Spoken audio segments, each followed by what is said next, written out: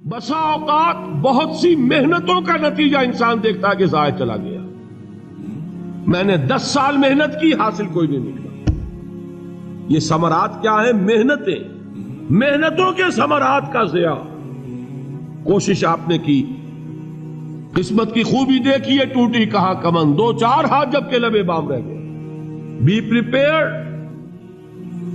ایک شاعر کے یہ اشعار ہیں، وہ کمیونسٹ تھا، میں نام بھی نہیں لیتا، لیکن یہ کہ یہ اسی انقلابی، چونکہ ان کا بھی ایک انقلابی نظریہ ہے، انقلابی عمل میں یہ سارے مراحل آتے ہیں.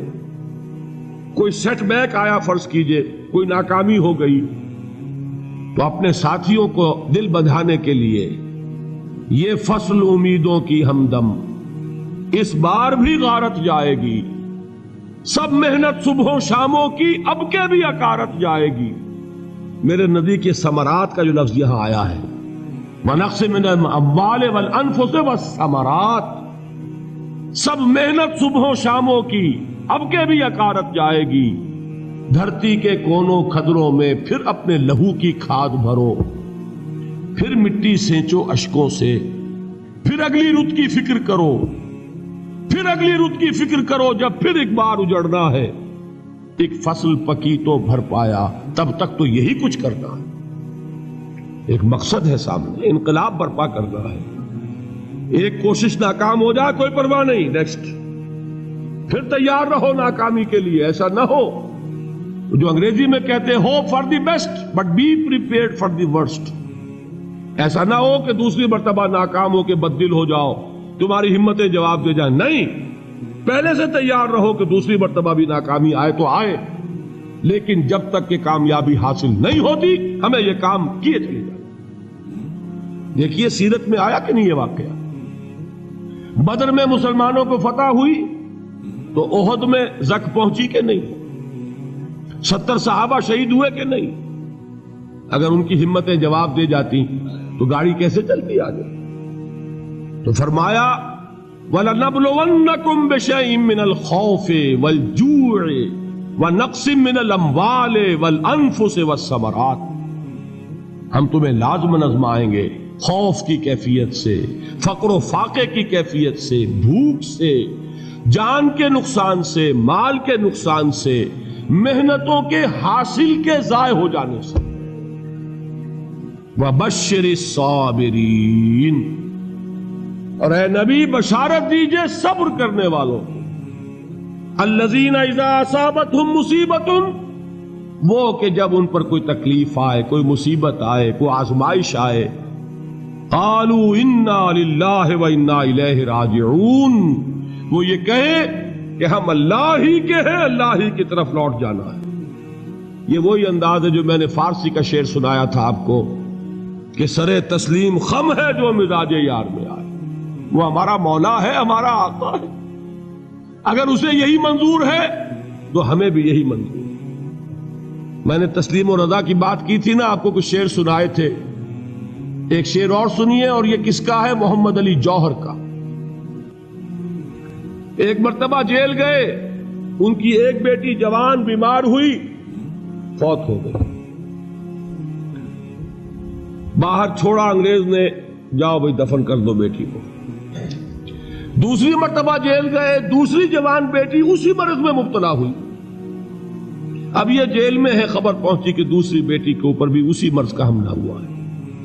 ایک نظم لکھی ہے جس کا آخری شعر یہ ہے، تیری صحت ہمیں منظور ہے لیکن اس کو نہیں منظور تو پھر ہم کو بھی منظور نہیں.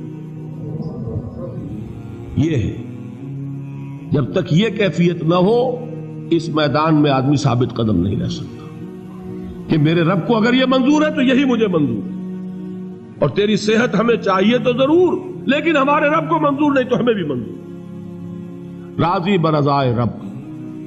وَبَشِّرِ الصَّابِرِينَ الَّذِينَ إِذَا أَصَابَتْهُمْ مُصِيبَةٌ قَالُوا إِنَّا لِلَّهِ وَإِنَّا إِلَيْهِ رَاجِعُونَ. نہ شود نصیب دشمن کے شود ہلاک تیغت، سر دوستہ سلامت کے تو خنجر آزمائے. اولئک علیہم صلوات من ربہم ورحمہ، یہی ہے وہ لوگ جن پر ان کے رب کی طرف سے عنایتیں ہیں اور رحمتیں ہیں، وَأُولَٰئِكَ هُمُ الْمُهْتَدُونَ، اور یہی ہے وہ لوگ جو کامیاب ہونے والے ہیں، ہدایت پانے والے، ہدایت یافتہ۔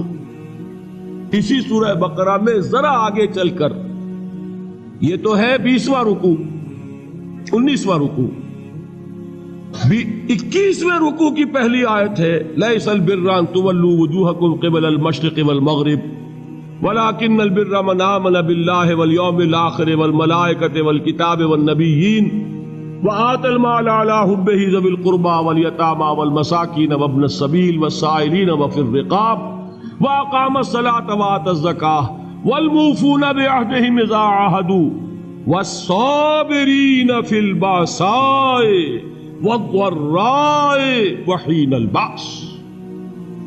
اب یہ آیت جو ہے سورۃ العصر میں جو مضامین آئے تھے سارے اس میں موجود ہیں۔ وہاں ایمان کا لفظ آیا، یہاں 5 ایمانیات کی تفصیل آ گئی، اعمال کی تفصیل آئی، اور آخری بات وہاں کیا ہے وَتَوَاصَوْا بِالصَّبْرِ، اور یہاں کیا ہے وَالصَّابِرِينَ فِي الْبَأْسَاءِ وَالضَّرَّاءِ وَحِينَ الْبَأْسِ، اور صبر کرنے والے، اصل نیکی ان کی ہے جو صبر کریں، کس میں؟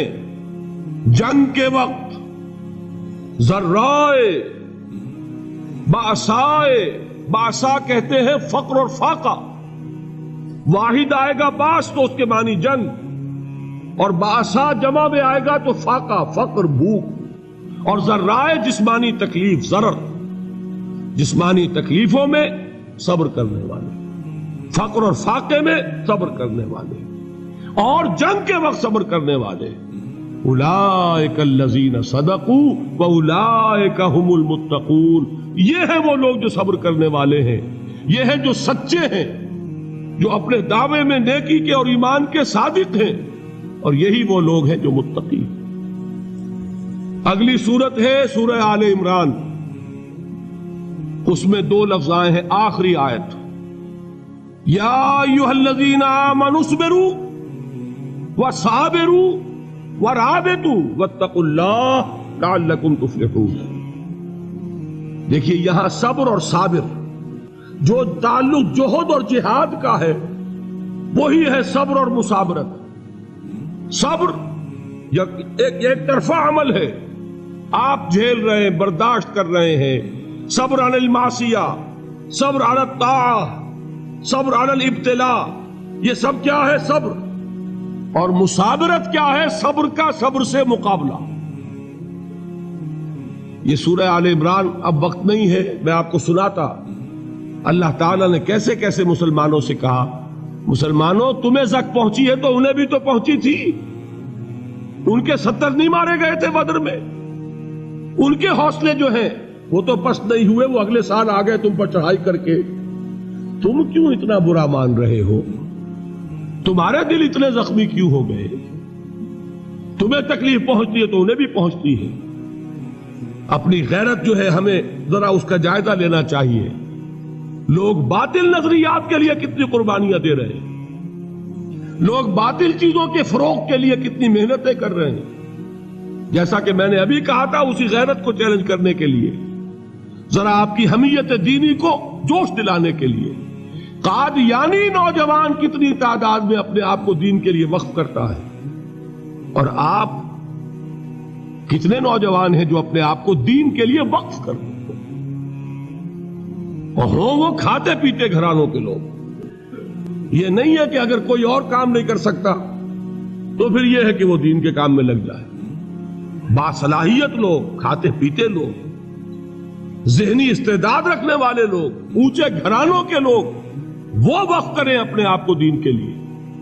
اس کے بغیر کیسے باہر آ جائے گی، کیسے رونق آ جائے گی؟